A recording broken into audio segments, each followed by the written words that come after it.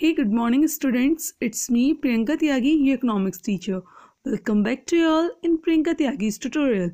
So, yesterday we have read about the characteristics of PPC, in which the first was PPC slopes downward because as we want to increase the production of one good, we will have to sacrifice the resources from the second good. Next characteristic was PPC is concave to origin because of increasing MOC. Next, shift in PPC, it is of two types, that is rightward shift and leftward shift. Rightward can be due to increase in the availability of resources or improvement in technology. Leftward is due to decrease in the availability of resources or degradation in technology. Last characteristic of PPC, rotation of PPC, that is also of two types, that is rightward rotation and leftward rotation. Now today we will discuss about the two branches of economics, that is micro and macroeconomics, and the difference between economic analysis, that is positive economics, and normative economics. So let's start. So economics की दो branches हैं, micro और macro, और ये जो term है micro और macro ये ड्राइव किए थे आपके रेगनर फ्रेंच ने 1933 में. माइक्रो में हम स्टडी करते हैं इंडिविजुअल डिसीजन मेकिंग के बारे में, जैसे इंडिविजुअल फर्म या इंडिविजुअल कंज्यूमर. बल्कि जो मैक्रो है उसमें हम स्टडी करते हैं पूरे ओवरऑल इकोनॉमिक फिनोमेनन के बारे में, जैसे आपका नेशनल इनकम हो गया या आपका एम्प्लॉयमेंट हो गया, उसके बारे में हम स्टडी करते हैं. Now let's talk about the difference between micro and macro economics. तो माइक्रो इकोनॉमिक का जो वर्ड है micro, that has been drive from the Greek word mikros. Mikros से ड्राइव हुआ है जिसका मीनिंग है स्मॉल, जबकि जो मैक्रो वर्ड है वो ड्राइव हुआ है आपके ग्रीक वर्ड मैक्रोज से जिसका मीनिंग है लार्ज. माइक्रो में हम स्टडी करते हैं इंडिविजुअल के बारे में, कोई भी इंडिविजुअल इकोनॉमिक यूनिट है उसके बारे में हम स्टडी करेंगे, जबकि मैक्रो में हम पूरी इकोनॉमी के बारे में स्टडी करेंगे. यानी कि अगर मैं बात करूँगी केवल एक इंसान की, मान लीजिए ए इंसान की अगर मैं बात करूँगी, शाहरुख खान की अगर मैं बात करूँगी, तो वो इंडिविजुअल इकोनॉमिक यूनिट में आएगा, माइक्रो में आएगा. जबकि अगर मैं पूरी देश की बात करूँगी, पूरी इंडिया की बात करूँगी, तो वो आएगा आपके मैक्रो इकोनॉमिक्स में. अब टूल्स क्या हैं माइक्रो इकोनॉमिक्स के?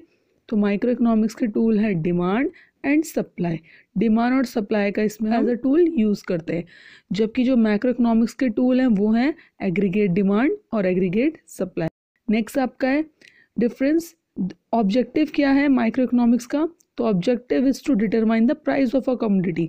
माइक्रो इकोनॉमिक्स का ऑब्जेक्टिव है कि प्राइस को डिटरमाइन करना, बल्कि मैक्रो इकोनॉमिक्स का ऑब्जेक्टिव है to determine income and employment level of economy. Income और एम्प्लॉयमेंट लेवल को डिटरमाइन करना मैक्रो का ऑब्जेक्टिव है.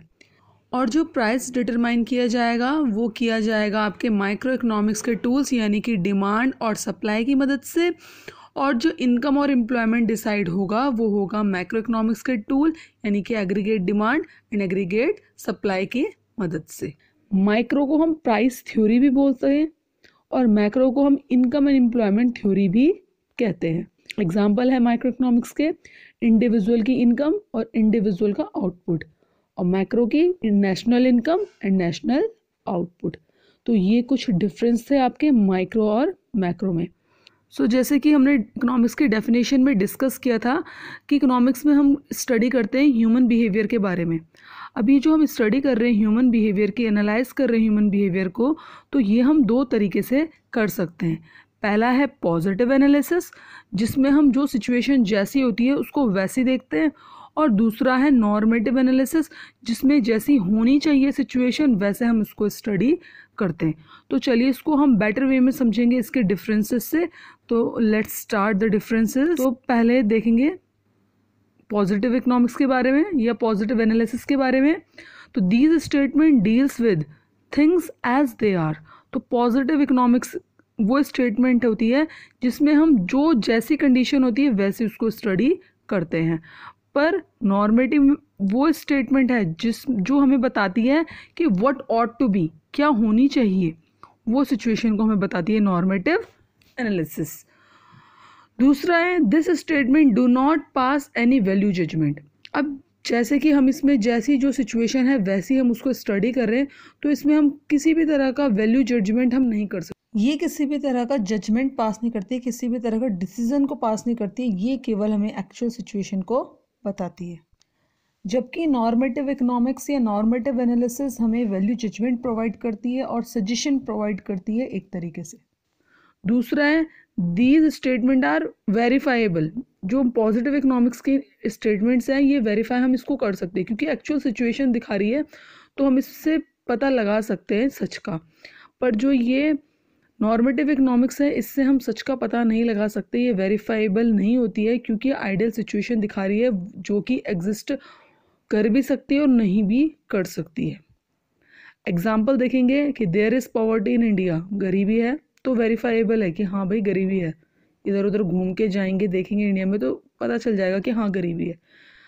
नॉर्मेटिव के एग्जाम्पल को देखेंगे, unemployment is better than poverty, यानी बेरोजगारी बेटर है आपकी पॉवर्टी से। अब देखिए ये सिचुएशन आइडियल सिचुएशन को दिखा रहा है, पर ये हम इसको वेरीफाई नहीं कर सकते हैं कि कितनी बेरोजगारी या कितनी गरीबी हमारे देश में है। Now let's revise. तो आज हमने देखा माइक्रो और मैक्रो के डिफरेंसेस के बारे में।